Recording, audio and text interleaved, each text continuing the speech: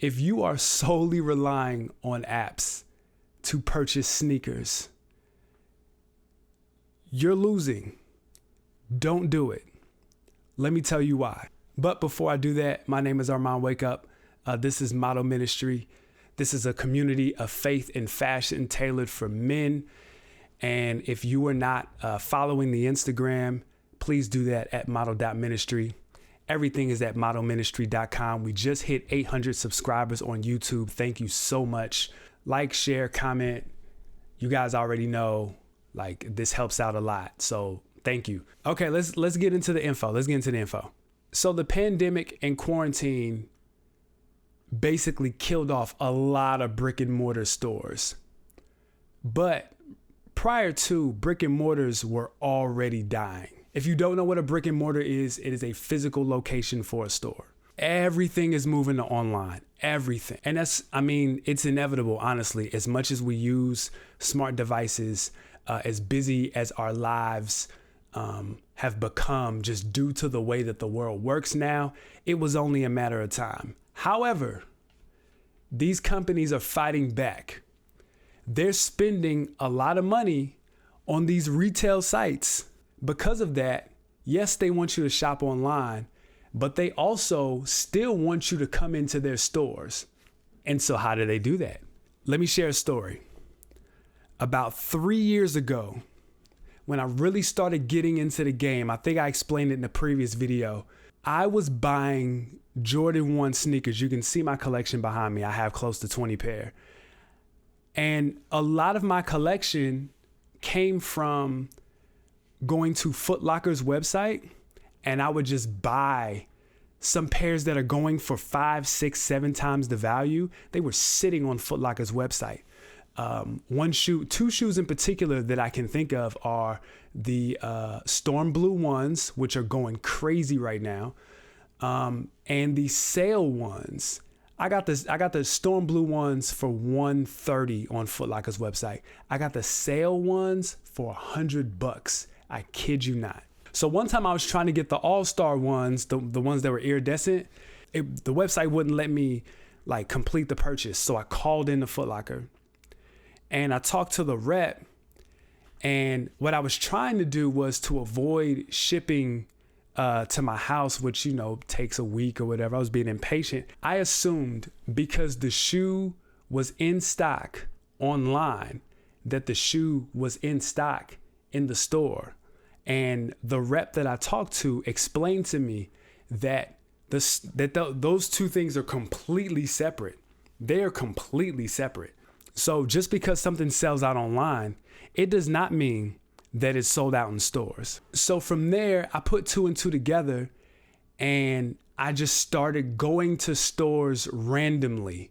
When I would have time, lunch breaks particularly, I would get food at the mall and then I would just stop in a Foot Locker. I'd stop in a Champs.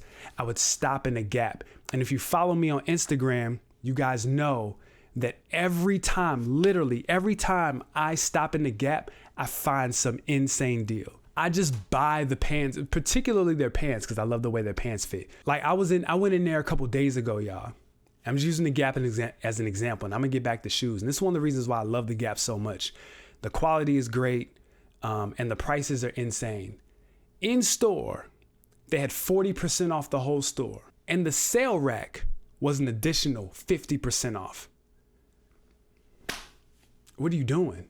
What are you doing? That's why one piece of advice that I always tell people is when you're shopping, and you're budgeting, just allocate a just in case budget. Just throw a couple dollars to the side because you never know what you're going to find when you randomly hit these stores. So my suggestion to you is if you feel safe, go into these stores randomly, not just on Saturdays when the newest hype release drops.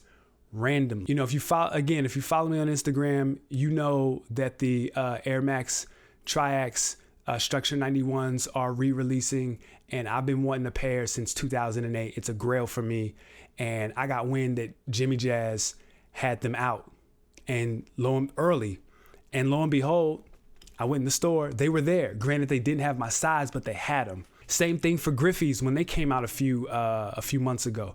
I heard that Champs put them out early. I remember when I bought my up tempos, it came from randomly walking into a Foot Locker and seeing them in the House of Hoops.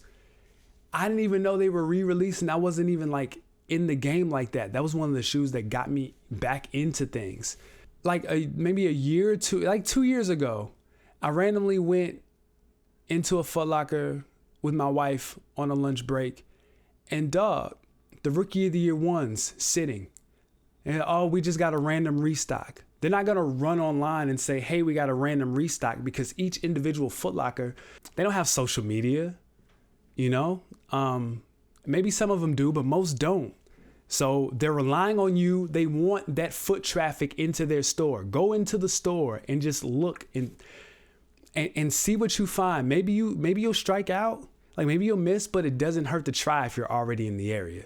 The other thing I'll say is, I like this look. The sun is going down and everything is changing. That's fine. Boutiques have a reputation of backdooring. And what backdooring is when they'll say they have a shoe, or they say they'll have an item for sale, and they'll do a raffle, or they'll do something that looks like they're making it available to the public, but really they're saving the stock that they received from Nike, Adidas, whoever. Employees get it. Friends get it, right? I think these local boutiques are starting to realize that their value hinges on their position in their communities. So it only benefits them to sell to people in their communities, not just the resellers.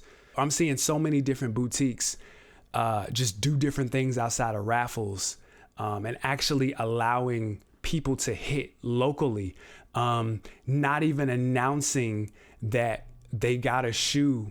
You just have to go into the store. Locally, we have a store called Soul Classics here in Columbus. I remember a few years ago, I was told that they got the Sean Witherspoons.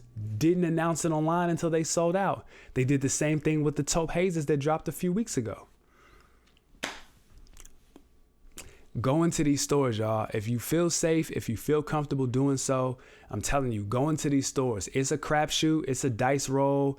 You have the potential of not paying $400 for resale. And if you haven't watched my video on when to buy resale, I'll put that above. So I'm gonna wrap it up here. My name is Armand Wake Up. Make sure you guys follow me on Instagram at model.ministry. Let me know in the comments, how do you guys navigate the brick and mortar space? Do you still go into stores? What do you do? I would love to know. Modelministry.com. Thank you guys for your time. Until I see you guys again.